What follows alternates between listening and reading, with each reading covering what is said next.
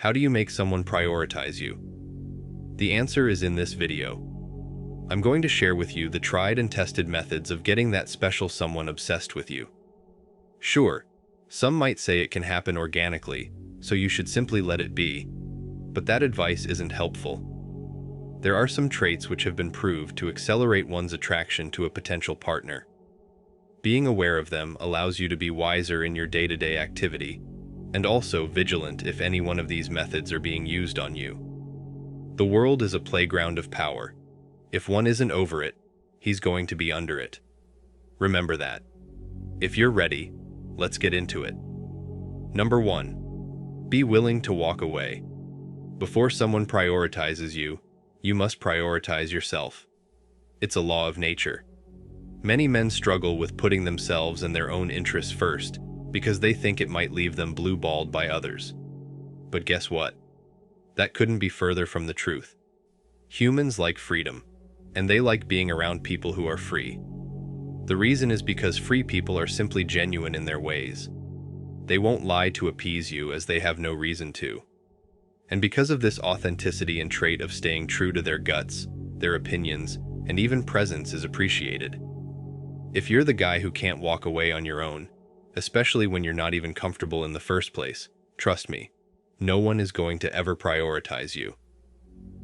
Number 2. Don't be an open book. I know, humans are social creatures. We find comfort and peace when we can fully reside in someone.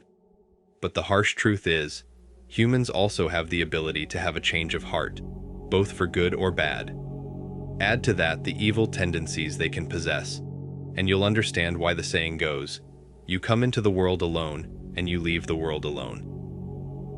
Brothers, the best thing you can do for your future self is not overshare right now. Nobody needs to know what your next move is, or how much money you have in the bank. Not even that girl you're trying to give the world to. When you have that aura of mystery around you, not only does it protect you from a lot of unnecessary drama, but it makes you more appealing to others. Number 3. Don't always be there. Because of social media, almost everybody suffers from a condition known as the fear of missing out. It's exactly what it says. You feel like you'll miss out on something monumental in your absence, and hence force yourself to be present everywhere, even when you don't feel like it. If you want to dilute the value of your presence, I'd say go right ahead and keep doing it. Think of it this way. If you work out 7 days a week, 365 days a year, and never give yourself a rest, your muscles aren't going to grow at all. The reason for that is the science of muscle building. You tear your muscles when you work out. Your body fills those tears when you rest. Do that long enough, and you'll see significant progress. With relationships, when you're absent, that's when you're giving someone the opportunity to think about you, and more so to feel about you. The emotions they feel in your absence determine what direction a relationship goes towards. If she misses you, you'll see her try to be closer to you the next time. Number 4. Don't be the convo initiator all the time. I don't know if you know this, but women are great at starting conversations too. It doesn't have to be you with the good morning texts every day. I get secondhand embarrassment when I see folks constantly texting her trying to force a conversation, only for her to take a screenshot and pass it around. Brothers, if a girl is interested in you even in the slightest or likes your company, she'll initiate the contact. There is no doubt about it. You can't force someone to choose you. You can only work on yourself and let nature do its thing. There is a deeper psychological aspect to it as well. People tend to guard more tenderly the things they choose themselves instead of what's handed to them. When you nudge someone to make a choice, they'll value it more than if it were shoved down their neck. Hence, you need to give her the time and distance to initiate contact and catch your attention. That way, you'll subconsciously plant in her mind that she's the one working for your attention. That makes all the difference. Number 5. Create your own happiness. The best way to think about a relationship is as a partnership. Two parties that exist independently crossing ways for the benefits which come along. In a realistic sense, that's exactly what it is. But obviously, we humans tend to be very emotional. We form unhealthy attachments which can easily prove self-destructive. But to be a high-value man, you can't succumb to that reality. When I say create your own happiness, I mean being completely content with who you are. I mean being able to sit for hours by yourself, without your phone or anybody else, and still remain sane and content. When you detach yourself from others, others will attach themselves to you. The way that works is, people always want someone to look up to get guidance from, to follow. Take Andrew Tate, for example. Why do you think he has the following he has?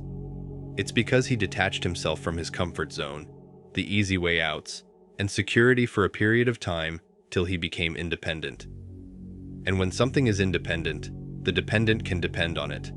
It's the law of nature.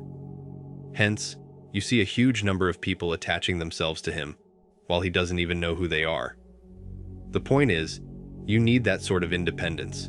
You need to not be attached to anything, anyone, or any outcome. You'll notice how people start getting attached to you. Number 6. Foster a fear of losing you. It might sound harsh, but that's how it goes. Your worth is acknowledged when your presence is valued. If someone feels indifferent to you, you'll only be forgotten as soon as you're out of sight.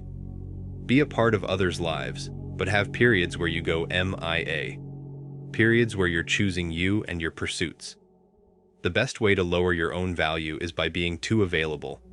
Disappear for a while and let her feel your absence. Generate that fear of you going out of the picture. That tug of war will make her start prioritizing you over other things, provided you play your other cards right. Lastly, number 7. Never make her the center of your life. Now, I know you might have a great amount of feelings for her, but for the sake of your relationship, you don't want to get obsessed with her. That's how you can tell if the foundation of a relationship is weak or solid. The reality is, a relationship in most cases can only be stable when the woman is more attached to the man than vice versa.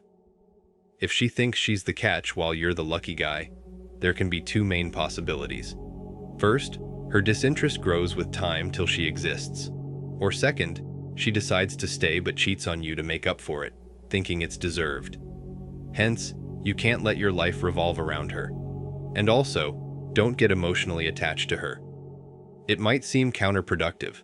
Some of you might even say, isn't the point of a relationship that we can be open with each other? In an ideal world, sure. But this isn't no ideal world. Ask all the people who get married only to get divorced. Feelings aren't a good thing to base decisions off, because they change. They'll either change instantly or in years, but they do change. Hence, when you choose a partner, choose someone who logically makes the most sense for you, and not just someone who you find the hottest.